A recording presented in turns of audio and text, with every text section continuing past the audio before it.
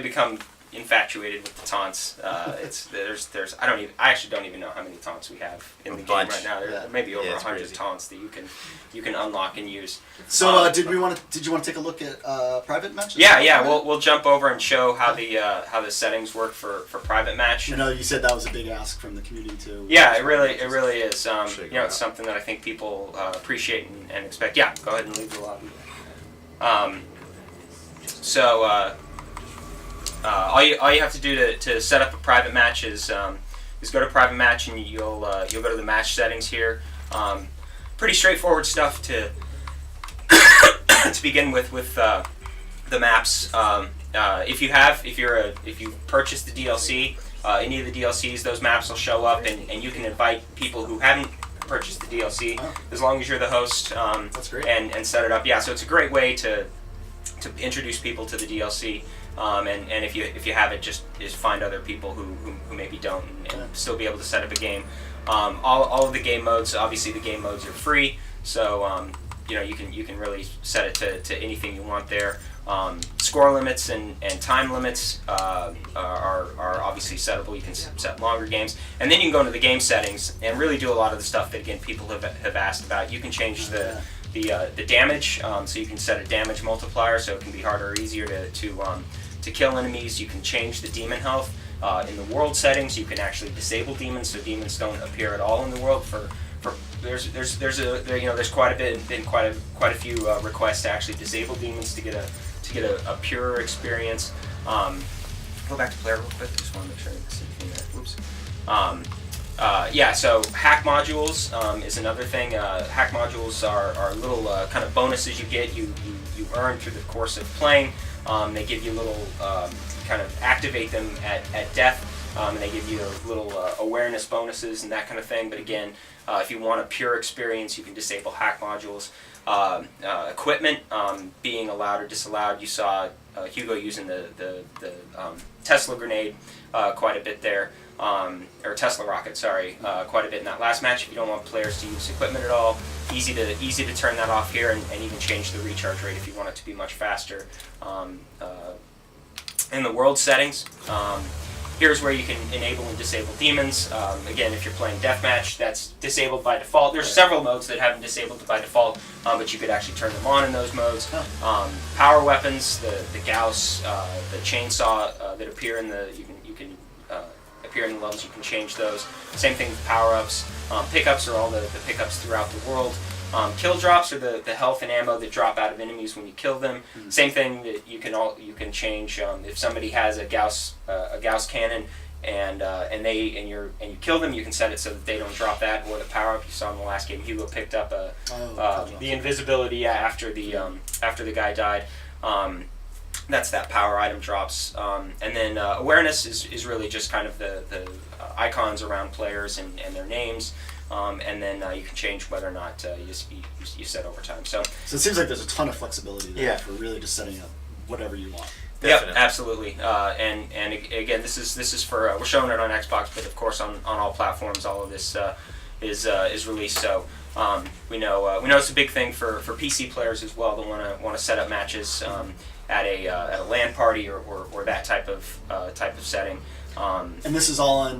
This is still on dedicated servers too. Yeah, still on dedicated servers. It's all of our games. When players go ahead, and we'll get the guys to invite Hugo to another match here, so we can show another map of deathmatch. But while we're doing that, all of our matches take place on dedicated servers on all platforms, as it is. So when you just go in and you find a match.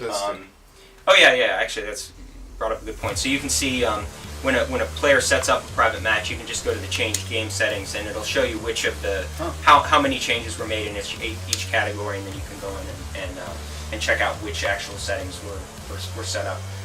So you get all that arguing out of the way before the match. Exactly, and the host can of course change that stuff. And then the host just invites friends through the invite friend thing. So again, we had guys at the office setting up the private match here, and they just invited Hugo, and we're back in the lobby.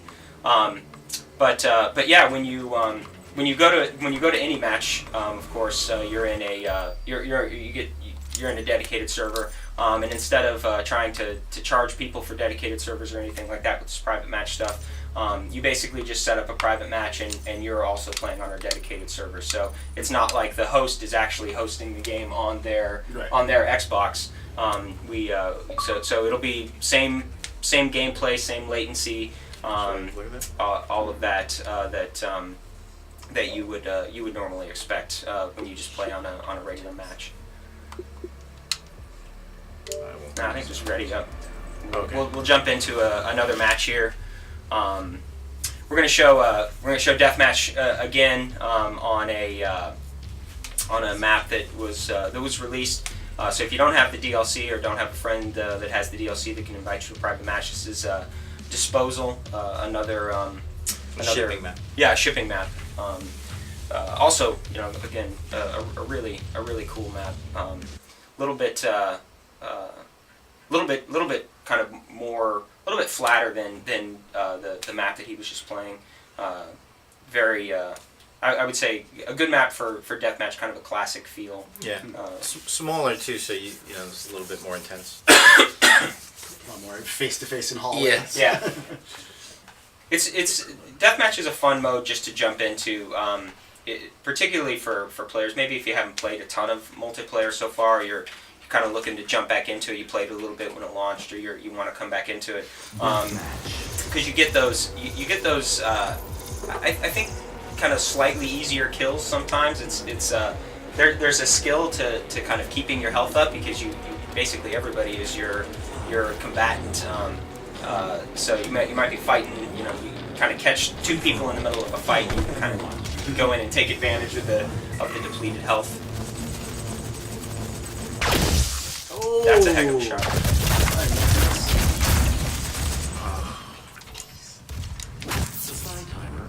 And this one looks like one of the more industrial Yeah. AC maps. Yep. No health stuff. Yeah, this is kind of like a processing facility. Are all the maps based on stuff in single player? More or less. Particularly the maps that have been released so far, they're all kind of UAC or hell based. I think people will. That's one of the things I was mentioning when we talk about like kind of pushing outside of those boundaries for the DLC maps. The DLC 2 maps are they're pretty different. They definitely kind of step outside of what people have seen visually and from an experience perspective. Again, we'll be releasing some videos about all of that stuff here in the future. But You get both.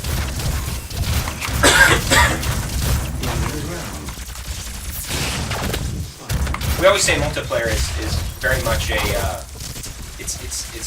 lot of it is about kind of how you use those, how you quick switch between your weapons and your equipment. And deathmatch is really it's a very good mode for kind of forcing that function, because you're kind of because you're not rolling with a team and almost having kind of not a class, but more of a role, playing a role. Having that kind of versatility in your two weapons is something that I think like people should really pay attention to that when they're setting up which guns they're using. It seems like Hugo's gotten a lot of quick draw kills just Yeah. switching between those at the last Yep, second. exactly. It's another gun we've tweaked a lot is the chain gun. You see a lot of people using that online now. Which of the weapons have seen the most changes since launch, do you think? Probably this combo right here, actually, the picked combo. Yeah, this shotgun combo. Yeah, there's this going combat shotgun, super shotgun. It's a super fun loadout. That works. Yeah, because you basically have the explosive shot on the combat shotgun, and then which kind of gives you that little bit longer reach, and it's pretty accurate, and a little bit of splash damage on that, and then you can kind of quick switch to the super shotgun when you close the distance and get up close. There was some changes that we made to the timing of that switch. We changed it at one point. It was our change was a little too aggressive. People were very honest about how they felt we needed to move it again. So we did another round of changes to that, and I think we've actually hit a pretty sweet spot with it. Yeah. It's still very functional as a quick switch between the two, but it doesn't feel as smooth as it did kind of at launch. No. I love that there's no distance on the Yeah, Just it's enough. yeah, exactly. The combat shotgun is it's one of my favorite guns in multiplayer. Another gun we've actually tweaked quite a bit is the heavy assault rifle one he's using right here, and it's a little bit more effective from the hip, which is really kind of what people wanted. I love the combat shotgun and the heavy assault rifle combo, because you got like a really nice long reach of the assault rifle, and then kind of something pseudo explosive, AOE effect with the combat shotgun explosive shot, and then something explosive with the shotgun.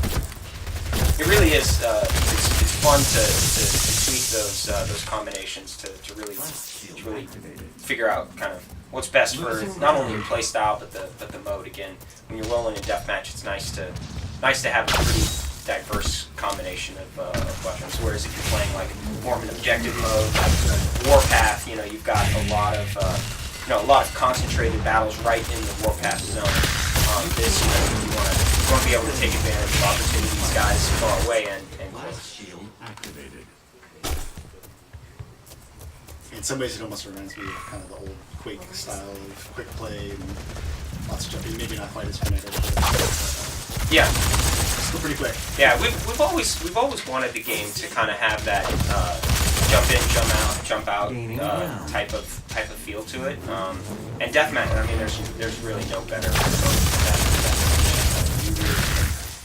that. You got 15, 20 minutes in the morning before school or before work, or you got a few minutes at night. It's really one of the best games and particularly best modes, just to be able to kind of jump in, have some fun, and jump out of.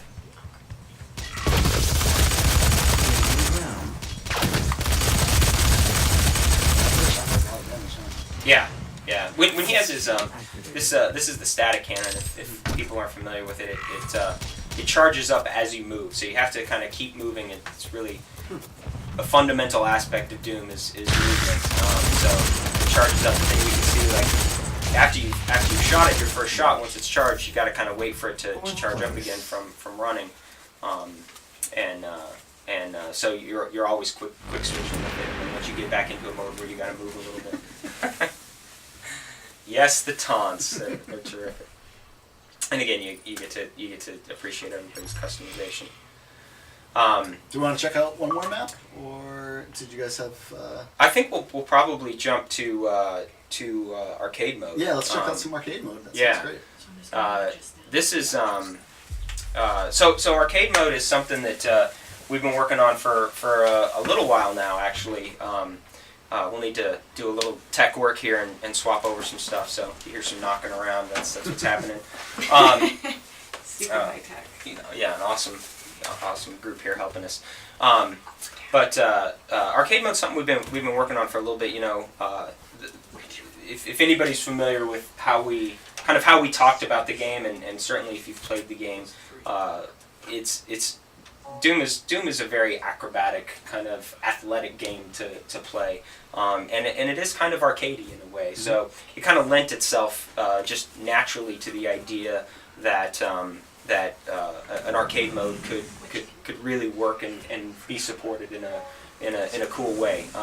As we got actually towards the end of development, we would find ourselves often around the office, and even throughout development, when we come up to a show like E3 or some big product demo that we had, we would we'd have almost like these competitions around the office for who got to demo the game, because we were always looking for that great run. Hugo often described the game as like Bruce Lee on a skateboard with a shotgun, or we the X Games. Yeah, X Games. We actually had references in our kind of as we would talk to designers and stuff like that were skateboarding and X Games and that kind of thing. We call our arenas skate parks. So we've kind of had this notion that it's a very competitive single player kind of